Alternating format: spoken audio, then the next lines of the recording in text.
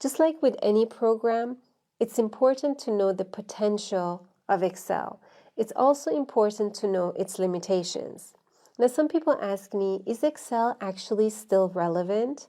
And my answer is yes, it's highly relevant. Even if companies have other systems in place, whatever solution they have, the majority of these solutions have an interface to Excel. Now, the problem with Excel is that because it's so easy to use, it's generally misused. If you want to create a spreadsheet, you don't need special knowledge, you don't need to be advanced. If you were programming Java, you wouldn't get far if you just start typing. But with Excel, you can, and that's a problem.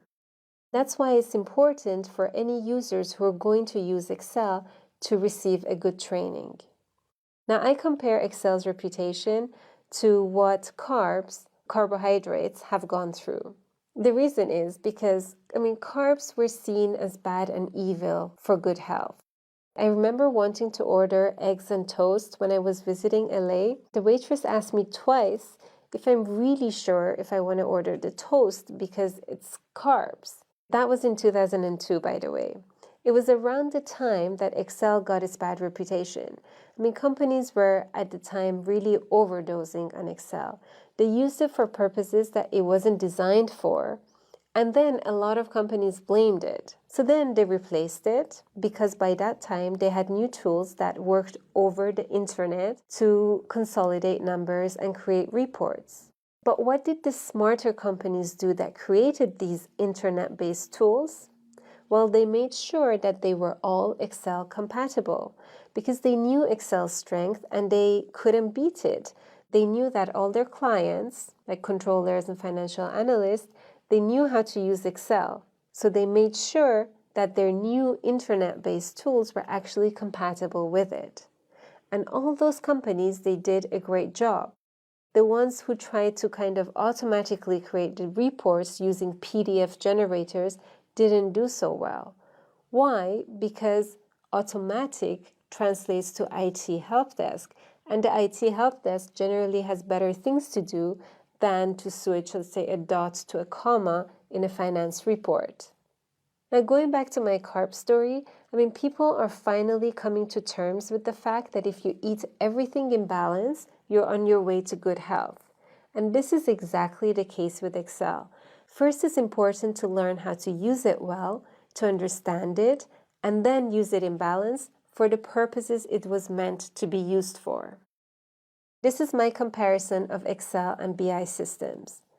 Excel is really good at being flexible and fast. It's easily manageable. You don't need the IT department to create your reports, which is a plus for both sides because the IT department has enough to do.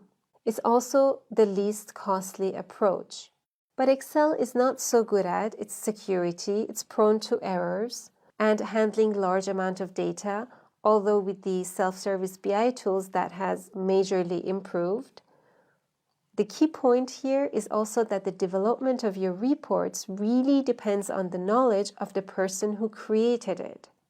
Because if they weren't that knowledgeable and they created a very complex spreadsheet that you ended up taking over, you might not have the time to go and revise this entire spreadsheet. And that's such a pity because it slows things down. Now, on the other hand, BI systems are really good at handling a lot of data. They're very good at security. They can be simultaneously accessed by a large number of users, and they're less prone to errors. They're not so good at flexibility. They're costly. Their development or implementation can be slow, and they're heavily reliable on IT. The best solution is to use the best of both worlds. Use Excel where it's good at and the BI systems where they're good at. What is Excel actually good at? And here I want to show you some examples of the different uses of Excel. And this doesn't even include the self-service BI tools that are available. This is a sample dashboard created from retrieving data from Oracle's Hyperion system. The dashboard is automatic. It works smartly with formulas and different controls to switch between different views. There's no macros or VBA programming necessary to get this effect. It enables scrolling to ensure that all companies are viewable in the same window, and graphs are dynamic and they're animated so that the user can choose their own comparison. The second dashboard is an example of showing sales by geography for different companies. It's actually a scatter chart which is used smartly to dynamically visualize the sales on a map. It's compatible with older versions of Excel. It's not using the Power BI tools, it just uses Excel smartly. This one is an Excel template that can be used for project management purposes. It's fully dynamic and it uses one of my favorite tricks, which I show you in my Excel visualization class, because this part is actually a chart. Then comes VBA. With a little bit of VBA macros, you can go a long way. And here you don't have to learn that much. You just need to know a bunch of commands, just understand how VBA works in general to be able to automate a lot of repetitious tasks. So knowing a little bit takes you really, really far.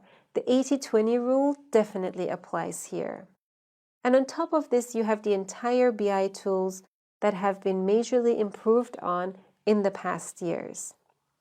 And these are the many faces of Excel. I hope these motivate and inspire you to expand on your existing Excel skills and find ways to improve and simplify your workload.